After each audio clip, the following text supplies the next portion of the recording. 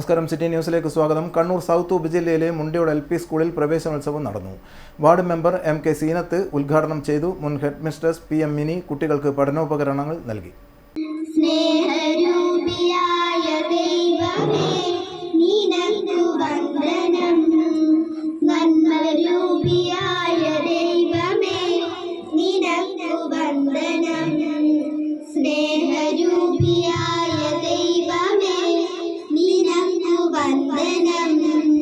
ബുദ്ധിയും വിശുദ്ധിയും സ്വഭാവശുദ്ധിയും ഭക്തിയും വിവേകവും തരേണമേ ദയാനിധേ.